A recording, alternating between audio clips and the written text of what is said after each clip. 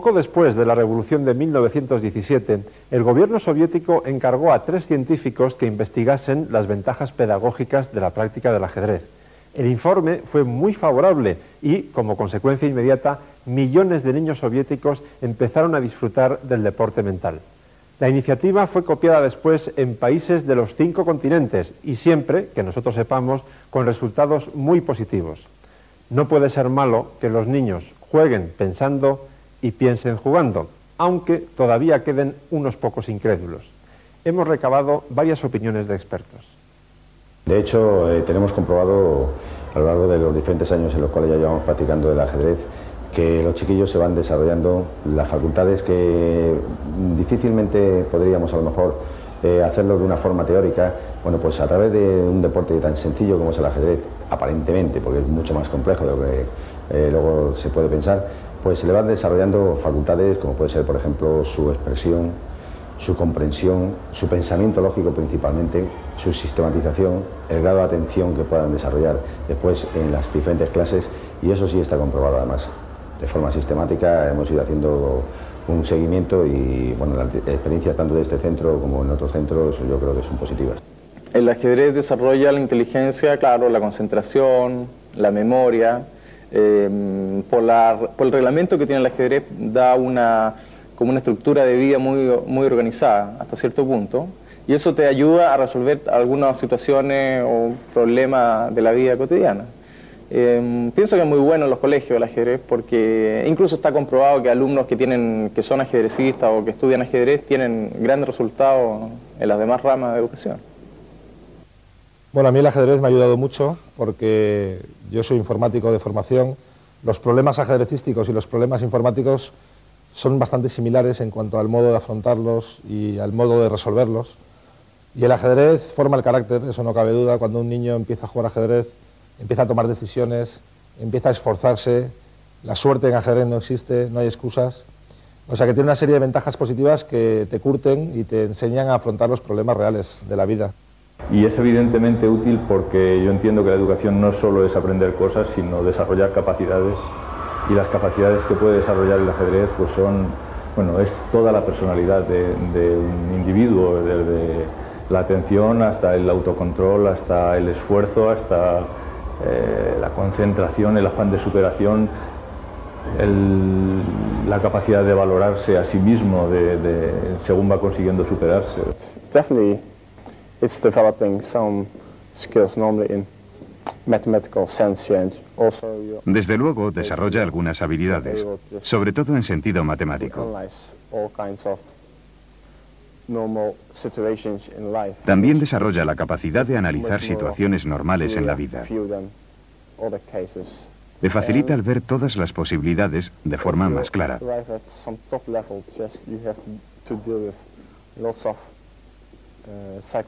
Además, tienes que utilizar muchos trucos psicológicos.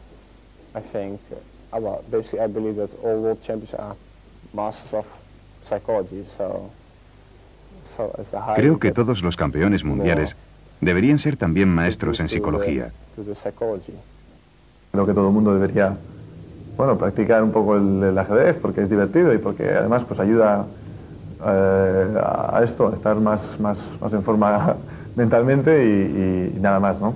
Y yo creo que en mi caso en particular, pues yo siempre he sido un poco despistado personalmente, y entonces pues con el ajedrez creo que eso sí me ha ayudado a corregir ese pequeño defecto, ¿no? También sigo siendo despistado, por supuesto, pero quizás un poco menos y estoy un poco más también pendiente de las cosas, ¿no? Hay muchos argumentos. Creo que la práctica del ajedrez es fácil de llevar a cabo. Y además no tiene desventajas, que es muy importante. Hoy en día necesitamos herramientas educativas que sean creativas para las nuevas generaciones, y el ajedrez puede ser de ayuda si queremos verlo así. Además, vuelvo a repetir que no existe un lado negativo en el ajedrez.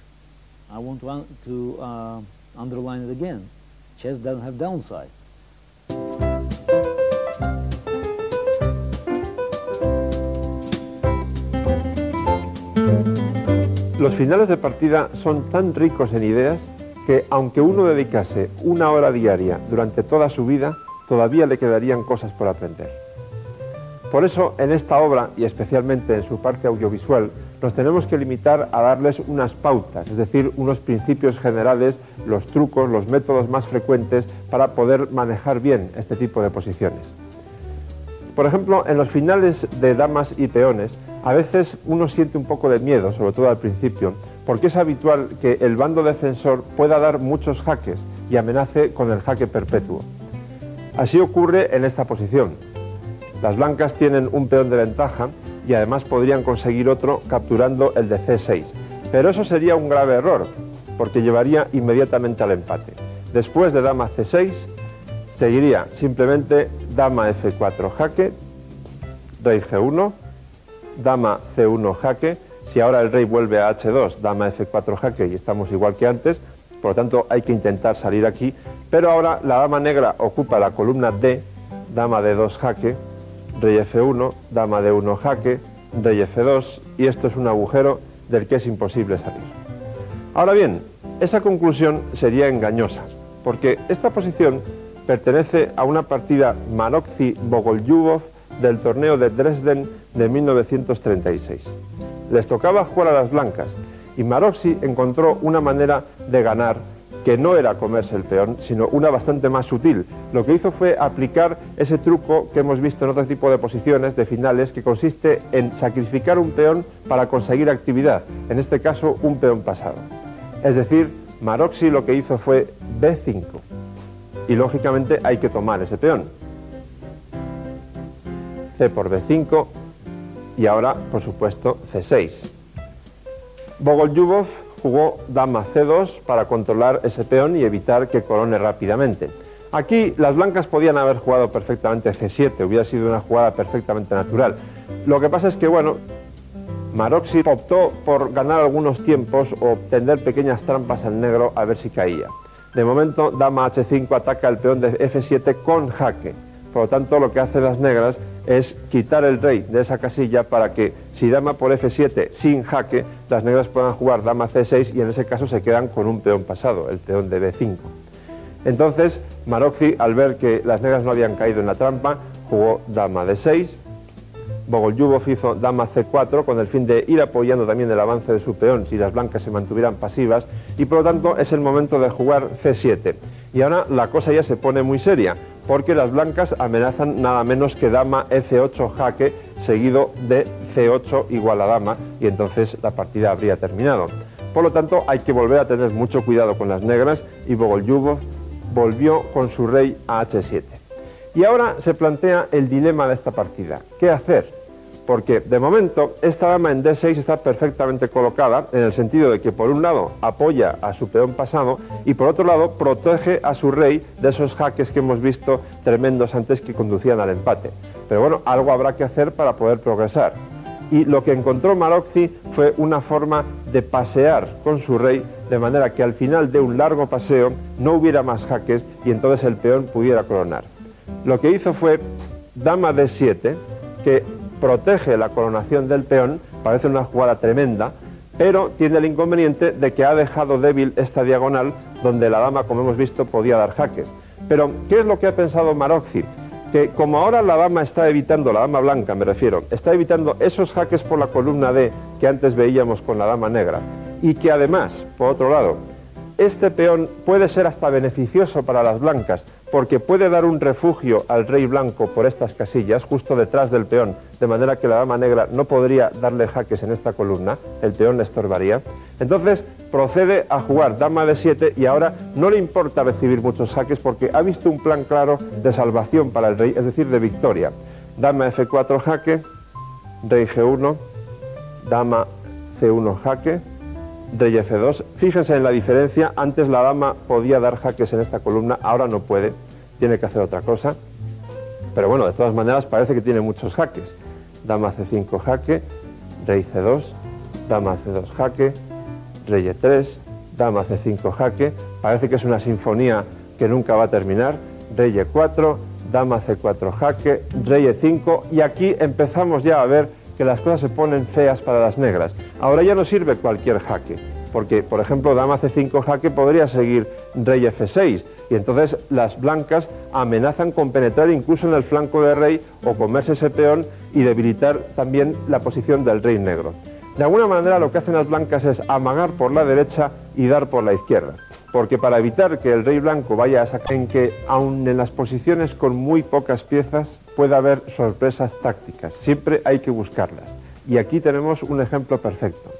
Este es un final de damas que en apariencia es extraordinariamente simple. Las blancas tienen un peón a punto de coronar, pero parece que no pueden coronarlo. Está clavado por la dama a muy larga distancia, si bien es verdad que ahora el rey negro está en jaque y tiene dos variantes, dos posibilidades, rey A6 o rey C7. Veamos, por ejemplo, rey C7. No parece que hayamos progresado mucho, podemos dar muchos jaques, pero el problema está en que ese peón está clavado. Y si intentamos desclavarlo, por ejemplo, con rey A7, la dama negra daría jaques, por ejemplo aquí en G1, y el rey difícilmente podría progresar. Si vuelve al rincón, la dama vuelve a clavar el peón. Y si sale del rincón, la dama negra podría dar muchos jaques. No parece que por ahí haya una solución. Sin embargo, aquí hay un truco precioso escondido, porque a rey C7 la jugada ganadora es nada menos que dama H2 jaque, que parece un suicidio porque pierde la dama. Pero fíjense en que cuando el peón blanco corona, por supuesto. Veamos, por ejemplo, rey C7. No parece que hayamos progresado mucho, podemos dar muchos jaques, pero el problema está en que ese peón está clavado. Y si intentamos desclavarlo, por ejemplo, con rey A7, la dama negra daría jaques, por ejemplo aquí en G1, y el rey difícilmente podría progresar. Si vuelve al rincón, la dama vuelve a clavar el peón. Y si sale del rincón, la dama negra podría dar muchos jaques. No parece que por ahí haya una solución. Sin embargo, aquí hay un truco precioso escondido, porque a rey C7 la jugada ganadora es nada menos que dama H2 jaque, que parece un suicidio porque pierde la dama. Pero fíjense en que cuando el peón blanco corona, por supuesto se convierte en dama, no solamente da jaque, sino que por rayos X hay una acción sobre la dama negra que queda perdida al estar en la misma diagonal que el rey negro. Ese sería uno de los trucos, pero no el único, porque en la posición inicial hemos dicho que el rey negro estaba en jaque, la dama estaba clavando el peón y que tenía dos variantes. Una era rey C7, que ya la hemos visto, y la otra variante lógica es rey A6. ¿Qué pasa entonces? Pues un truco muy similar, consistente en coronar de manera que al hacerlo se gane la dama contraria. Dama A2 jaque, rey B5 o rey B6 es lo mismo, en realidad es indiferente. Dama B1 jaque. Otra vez el mismo truco, pero por el otro lado. Única jugada. Dama por dama. El peón corona dama con jaque. El rey tiene que mover. Y una vez más, por el efecto de rayos X, la dama negra queda perdida. Por lo tanto, déjenme insistir, busquen siempre el petróleo, incluso en las posiciones que parezcan desérticas. El final de dama puede ser muy largo, porque el bando débil siempre tiene muchos jaques, y en el momento en que empiezas a empujar a tus peones desde el rey está abierto y podría alargarse mucho. La posición de la dama y el peón frente a la dama es una posición muy complicada, porque no se trata de simple geometría, como en los finales de alfil o de peón, pero también tiene muchas reglas que se pueden cambiar de vez en cuando.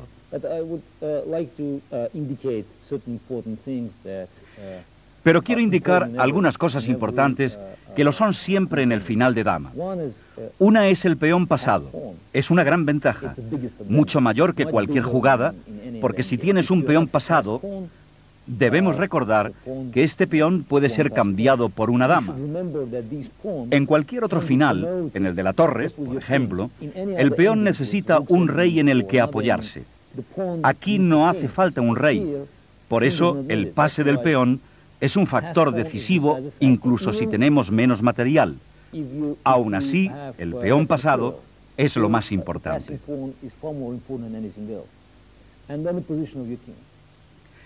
Y ahora la posición del rey.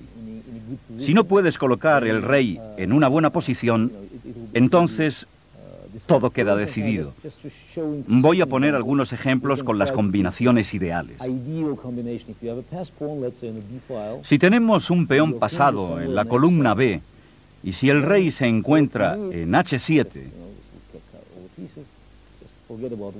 entonces lo que necesitamos, olvidémonos de las piezas blancas por un momento, necesitamos la dama en algún sitio cerca de C2. Y aquí la dama está protegiendo al peón que va hacia allí y también protege al rey de los jaques.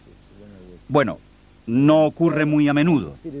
Yo realicé esta jugada con éxito cuando era un jugador muy joven, con las piezas blancas, y solo con mi dama en la diagonal, protegiendo al rey y también a los peones.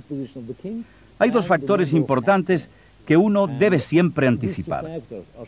Uno es la posición del rey y el otro es el número de peones pasados. Estos dos factores superan la ventaja de material, porque imaginemos que las blancas tienen aquí muchos peones. Así, una cosa así. ¿Qué podrían hacer? Una posición así. Y otro factor importante para los finales de dama es la centralización. Todos sabemos que la centralización es muy importante, pero en cualquier otro final no es tan crucial, porque la pieza podemos necesitarla en cualquier otro sitio. La dama se mueve rápidamente y a cualquier lugar. Por eso, en los finales tradicionales, como por ejemplo la dama y peón B contra dama, al final, incluso si empujas demasiado lejos el peón, aún así, la clásica posición ganadora será así, con la dama en el centro y el rey viene desde allí.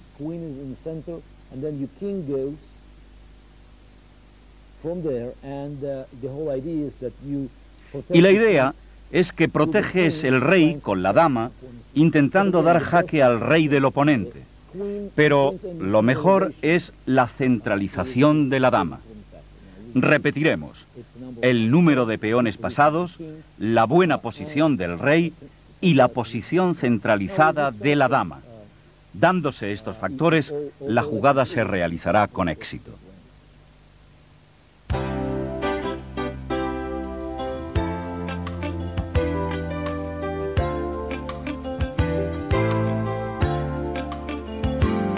Alexander Aliógin, nacido en Rusia y nacionalizado francés, fue campeón desde 1927 hasta su muerte en 1935. Su vida es novelesca y su juego, de gran riqueza de ideas, es un modelo eterno. Aliógin hizo una enorme contribución al ajedrez. Seguramente es el primer profesional del ajedrez. Jugaba al ajedrez con una gran seriedad y era una persona muy dinámica. Toda su vida la pasó entre el comunismo de Rusia y el fascismo de Alemania. Era una persona muy polémica y su ajedrez también, pero tan dinámico y tan agresivo como la contienda militar de aquellos años.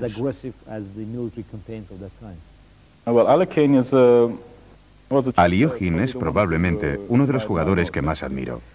Como jugador de ajedrez, claro.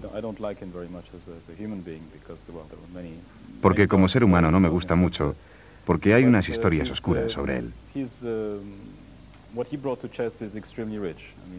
Pero lo que aportó al ajedrez es muy enriquecedor. Cosas como la técnica de los finales. Profundizaba mucho. Era increíble. Pues Alekhine es el monumento de la combinación. Entre los clásicos es el juego táctico, el juego de ataque por excelencia. Y uno de los libros que me he leído de pequeñito y que por supuesto no entendía en su amplitud era el libro de sus mejores partidas del 24 en adelante. Están ahí su match con Bogolyubov, con Capablanca y la primera vez que pude ver sus combinaciones y descubrir una, pues fue un gran placer para mí.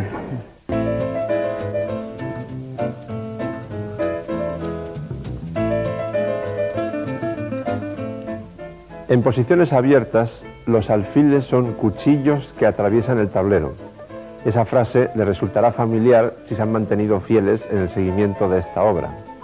Y la metáfora cobra un especial significado cuando nos referimos al dominio de una de las grandes diagonales, la que va de A1 a H8 o de H1 a A8. Y sobre todo, si se dan dos factores adicionales. Uno, que la dama trabaje coordinadamente con ese alfil en el dominio de la gran diagonal, y dos, que el rey adversario esté al final de esa diagonal. ¿Por qué ocurre eso? Es fácil de entender.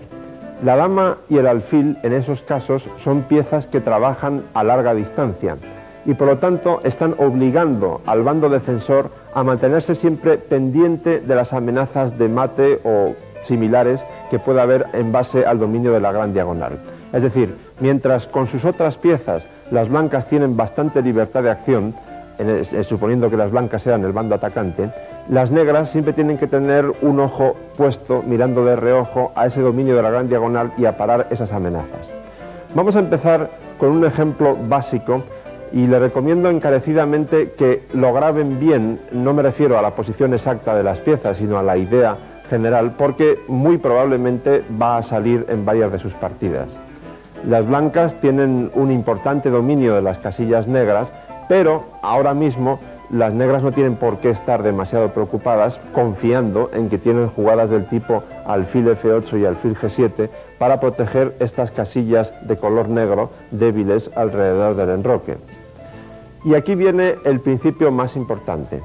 Ese alfil de momento está atacado por la torre de C1 y les toca mover a las blancas.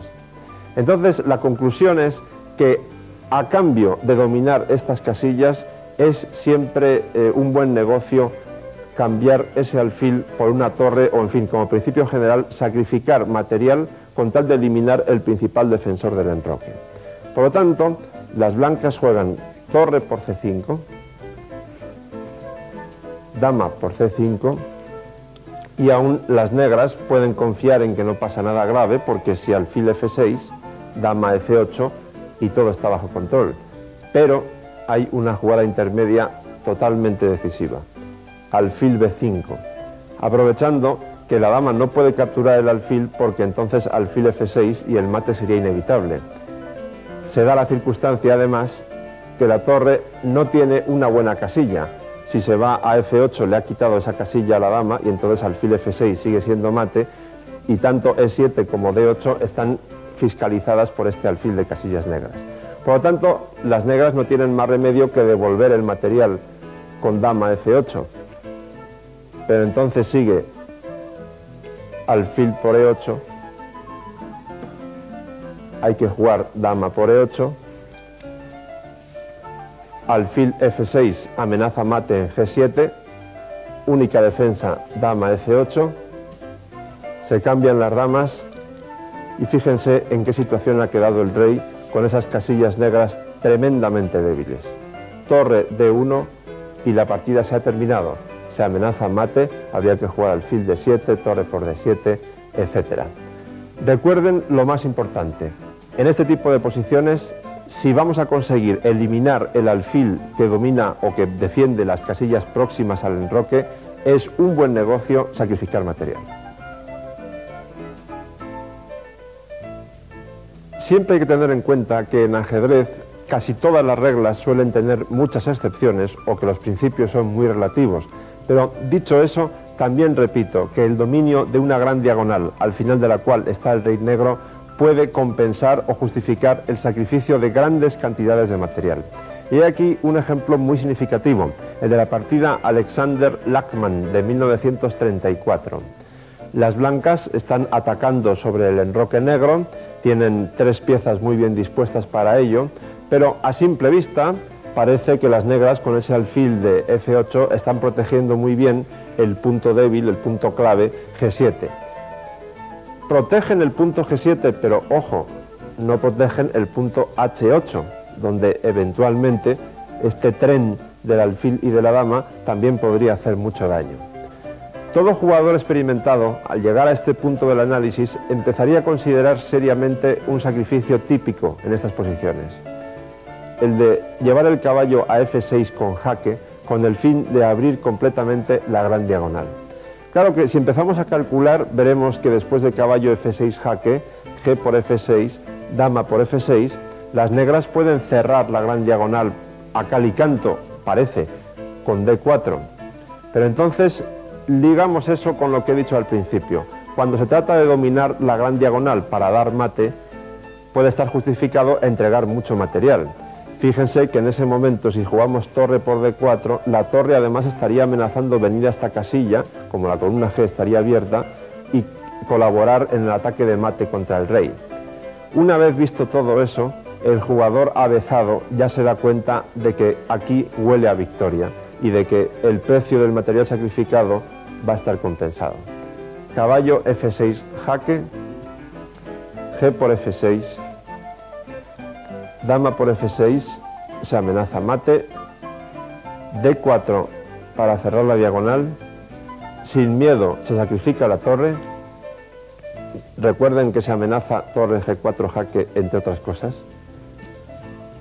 C por D4, alfil por D4, se renueva la amenaza de mate. Y fíjense qué patética es la posición de las piezas negras, que solamente hay una defensa, de momento, que es rey H7. Y ahora, otro truco importantísimo que suele ser aplicado en muchas partidas con posiciones de este tipo y que les recomiendo que también lo graben bien.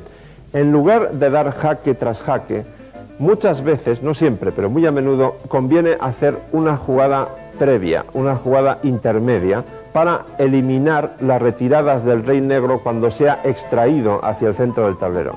En este caso, esa jugada es G4, mucho mejor que dar jaques empezando por la casilla H8, porque G4 corta las casillas F5 y H5, por donde el rey negro planeaba escapar.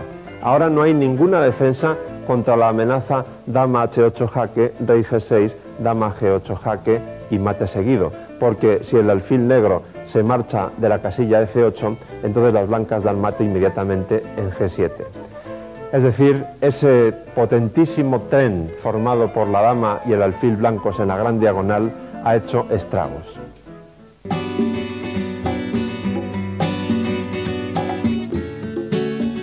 Aunque parezca mentira, esto que tengo en las manos es un tablero de ajedrez.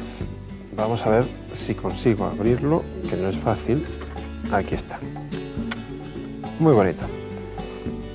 Un tablero pequeño es apropiado para viajar y también para mostrarles la pequeña obra de arte que viene a continuación. Pero si no les importa y para que la disfruten más, casi la vemos en un tablero como es debido. La partida tiene un cierto sabor añejo, porque la disputó en una exhibición el campeón del mundo Steinitz en Londres en 1863. Su rival, el de las piezas negras, se llamaba Rock, pero no hizo honor a su nombre, porque realmente su resistencia no fue muy dura precisamente. Steinitz pasó a la historia como el primer campeón del mundo oficial y también como el precursor del juego posicional, pero eso no quiere decir en absoluto que no produjese partidas de tipo romántico o agresivo como esta. Con blancas empezó con E4 y Rock siguió E5, caballo F3, caballo C6, alfil C4, la apertura italiana, una de las más apropiadas para la época romántica, alfil C5 de las negras, y ahora el famoso, al menos durante más de medio siglo, gambito Evans, B4, que dejó de jugarse sobre todo por las ideas que aportó Lasker con las negras, hasta que Kasparov lo revitalizó en los años 90. Alfil por B4, la idea es bastante clara. Con C3, las blancas han ganado tiempo para romper en el centro cuanto antes. Alfil A5, enroque, y todo está dispuesto ya para jugar D4. Caballo F6, ataca el punto D4. Alfil A3, evitando el enroque. Por supuesto, se puede jugar de otras muchas maneras, con dama B3, D4, etc., pero alfil A3 es una de las posibilidades. Y ahora, por eso decía que antes Rock no hizo honor a su nombre, porque de lo contrario habría jugado D6 y enroque. Sin embargo, optó por alfil B6. Es demasiado temprano para jugar esto, no había ninguna prisa. Había que jugar, como digo, D6 seguido de enroque y completar el desarrollo. Las blancas juegan D4. Evidentemente no les importa que las negras tomen en E4, porque eso abriría la columna E. Una torre en E1 sería mortal de necesidad, combinada con la acción del alfil en A3. Así pues, e por d4, y Steinitz continuó con dama b3, presionando más sobre el punto débil f7. d5, respuesta poco menos que única. E por d5, caballo a5. Lógicamente Steinitz dio jaque con la torre en e1, y ustedes dirán, bueno, pero esto parece un suicidio de las negras. No del todo, porque Rock tenía su idea. Con alfil e6, lo que él esperaba en este momento es que las blancas movieran su dama, por ejemplo, dama b4. Entonces seguiría caballo por c4, dama por c4, dama por d5, y todo está más o menos en orden para las piezas negras. Pero aquí viene la maravilla de Steinitz. Es el comienzo del fin, o el comienzo de los fuegos de artificio. D por e6, no importa que la dama se pierda. Ahora verán ustedes por qué. Caballo por b3, e por f7, jaque, y aquí empieza el brillante camino del rey negro hacia el patíbulo. Rey d7, alfil e6, como ven, las negras no tienen mucho donde elegir. Rey c6, caballo e5 jaque, rey b5, alfil c4 jaque, rey a5, alfil b4 jaque, rey a4, a por b3, y cayó el telón. Pero déjenme que les cuente dos cosas más. Algunos rumores no confirmados dicen que esta partida se jugó con la ventaja de un caballo para las negras. Quiero decir, que el caballo de b1 en realidad no existió. Cosa que es perfectamente posible si tenemos en cuenta que no se ha movido en toda la partida y que, aunque no estuviera en la posición final donde está, en b1, no cambiaría nada. Pero hay un rumor aún más contundente. Se dice que Steinitz dio no un caballo, sino una torre de ventaja, la torre de A1. Y si la quitan de A1, verán que la partida también termina exactamente igual y que la posición final de jaque mate también es válida. Aunque Rock no fuera precisamente un rival muy rocoso, la verdad es que contribuyó a que nos dejasen una pequeña obra de arte que espero que hayan disfrutado ustedes tanto como yo.